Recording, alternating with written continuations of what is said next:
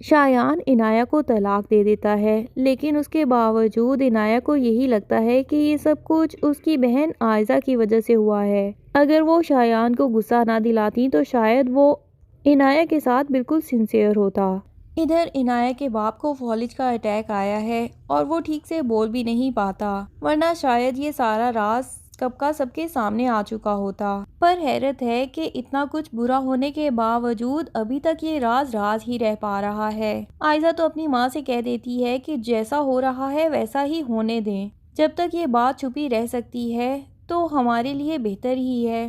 عنایہ کی ابھی بھی روحان کے ساتھ شادی ہو سکتی ہے۔ ماں کہتی ہے کہ اس کا تو نکاح ہو چکا ہے تو یہ کیسے ممکن ہے۔ تب عائزہ ماں کو بتاتی ہے کہ شایان اسے طلاق بھی دے چکا ہے، اور یہ بات اس کا باپ بھی سن لیتا ہے، جو کہ پہلے ہی بستر مرگ پہ ہے اور مزید دل برداشتہ ہو جاتا ہے۔ یہاں ماں اور بہن کے جانے کے بعد عنایہ خود ہی اپنے باپ کے پاس ہاسپٹل کے کمرے میں آ جاتی ہے اور اس سے معافی مانگنا چاہتی ہے، لیکن باپ اس کی شکل تک دیکھنا نہیں چاہتا اور ہاتھ کے اشارے سے ہی اسے کہہ دیتا ہے کہ یہاں سے چلی جاؤ۔ عنایہ دہائیاں دیتی ہے کہ پاپا میری بات تو سنیں، آپ لوگوں نے تو میری بات تک نہیں سنی اور مجھے گھر سے نکال دیا۔ میرے ساتھ جو بھی برا ہو رہا ہے وہ صرف اور صرف عائزہ آپی کی وجہ سے ہو رہا ہے، لیکن باپ اس کی بات نہیں سننا چاہتا اور ابھی بھی اسے یہی کہتا ہے کہ تم یہاں سے چلی جاؤ۔ دوسری طرف اسد کو کچھ نہ کچھ محسوس ہوتا ہے کہ جیسے کوئی گڑبڑ ہے، اور وہ عائزہ سے پوچھنا چاہتا ہے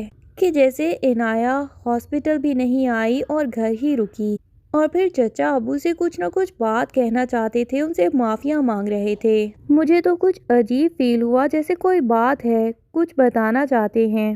پر عائزہ ہنس کے ٹال دیتی ہے اور کہتی ہے کہ اچھا، مجھے تو ایسا کچھ بھی محسوس نہیں ہوا۔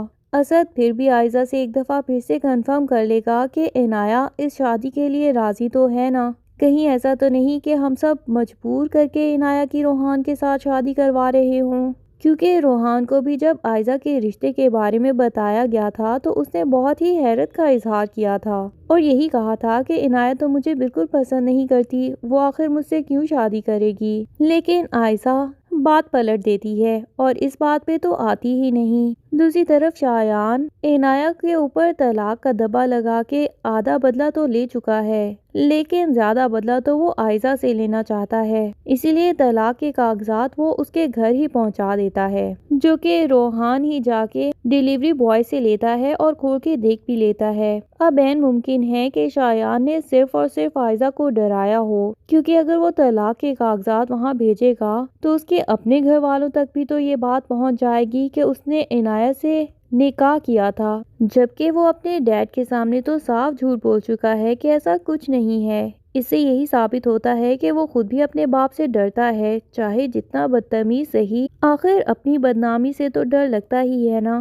اسی لیے صرف وہ عائزہ کو تنگ کرے گا اور بلیک میل کرتا رہے گا، پر عائزہ اس کی بلیک میلنگ میں آنے والی نہیں، اور وہ ابھی بھی یہی چاہتی ہے کہ اگر حالات اس بات کی اجازت دیں تو عنایہ اور روحان کی شادی کروا دی جائے۔ ایک دفعہ عنایہ کی شادی ہو جائے گی تو یہ شایان بھی خود بخود پیچھا چھوڑ دے گا، اور روحان تو دل سے عنایہ سے محبت کرتا ہے، تبھی اسے روتا ہوا بھی نہیں دیکھ سکتا۔ بہرحال عنایہ کو روحان کی شکل تک پسند نہیں، اور وہ اس کی ہمدردی کو بھی ایک دم اگنور کر دیتی ہے اور اسے صاف صاف کہہ دیتی ہے کہ تمہیں میرے پاس بیٹھ کے مجھ سے ہمدردی جتانے کی کوئی ضرورت نہیں، میں اکیلی ہی بہت ہوں اپنے لیے۔ روحان عنایہ کی اس ایٹیٹیوڈ سے حیران ہے کہ ایک طرف تو اس نے شادی کے لیے ہاں بھی کر دی ہے اور دوسری طرف یہ مجھے اتنے نخرے دکھا رہی ہے، پتہ نہیں عنایہ کے دل میں کیا چل رہا ہے۔ بہرحال روحان کسی بھی قیمت پہ یہ رشتہ ختم نہیں کرنا چاہتا۔ اب کیا روحان اور عنایہ کی شادی ہو پائے گی